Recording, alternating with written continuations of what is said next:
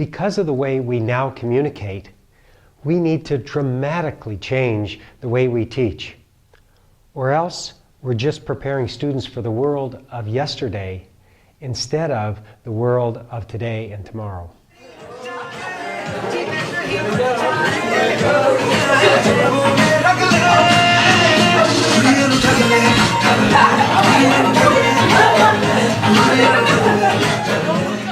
Students need to be working together globally now to practice problem-solving skills in whatever their field of interest.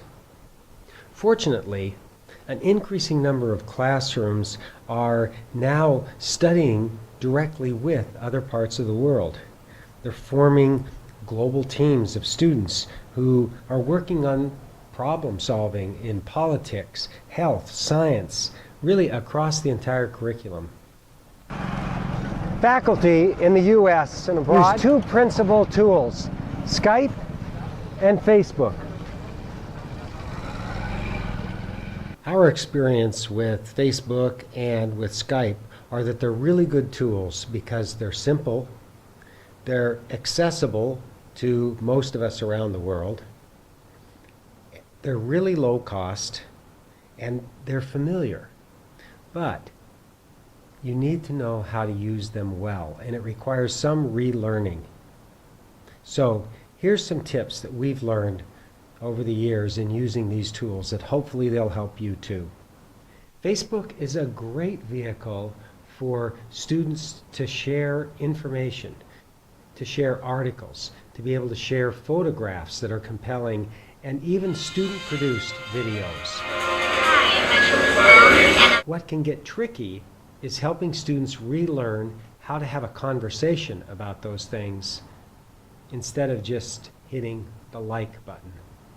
So we use a 5-point response rubric to help students think through how do they create these engaging discussions that can go deep.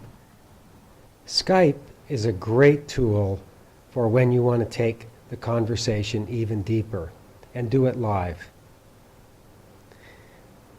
The great thing about video conferencing is that it's the next best thing to being in the same room with someone. There are some organizations like Egyptian Center for Women's Rights.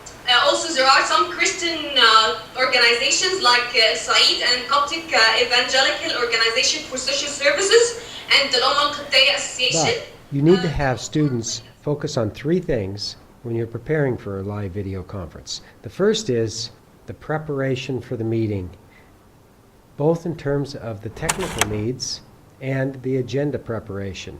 When will we do this? What's a good time for both sides? Oftentimes you're hours and hours apart. Who will chair the meeting on both sides? The second thing is have students be thinking about the visuals. How will this look? How do you make sure that you're looking directly into the camera and not down, or the camera looking up at you? Are you close enough up to the camera? Is it a single person or a small group that's in the camera as opposed to a large group of people? And then the third thing is encouraging debriefing after a video conference. So students can think about what went well, what they would do differently, and how they can prepare for the next video conference. When I did a big part, I wanted to feel appreciated and have people be like, thank you for doing this, thank you. But I also know that I did not express to people who did their part, like Georgie, I never told you thank you for sending us all those clips.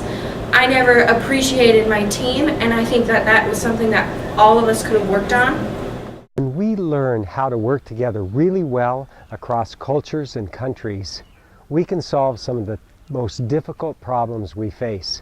But we need to be able to connect both from the head and the heart. And that means we need to know how to use these virtual tools really well.